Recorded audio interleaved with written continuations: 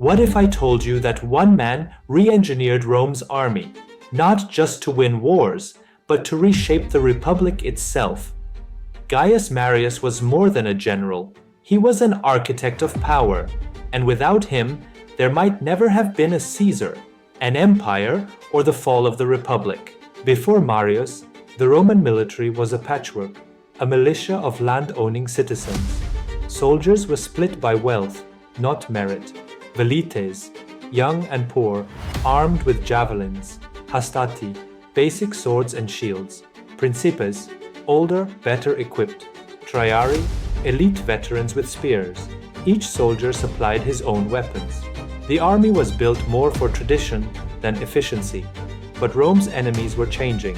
From Numidia to the Germanic north, tribal confederations fought like never before. In Africa, King Jugurtha humiliated Rome.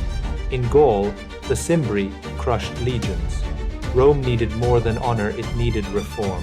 Marius was a novus homo, a new man, not born into the Senate class, but his talent in war couldn't be ignored. In 107 BC, he became consul and took command in Africa. But he saw the real problem wasn't Jugurtha, it was Rome's outdated army. So, he did the unthinkable, he opened enlistment to the Capite Censi, the poorest Roman citizens. For the first time, any Roman male could become a soldier. Marius' reforms didn't just change who could fight, they changed how Rome fought. Recruitment overhaul. Anyone could now serve no land, required service, became a career. Soldiers were now paid, housed, and promised land upon retirement. Suddenly, the army became a path out of poverty and a tool for power. Standardized equipment.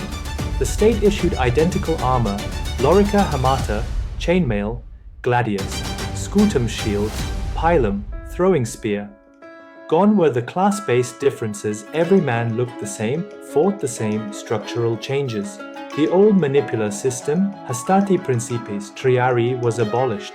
Instead, 10 cohorts formed one legion, first cohort being the strongest. Each cohort, 480 men. One legion, 5,000 soldiers. Cohorts were easier to command, maneuver, and train. Portable soldiers, Marius's mules. Soldiers carried their own tools, food, and equipment. Mobility increased. Supply lines simplified. Discipline became a cornerstone of identity.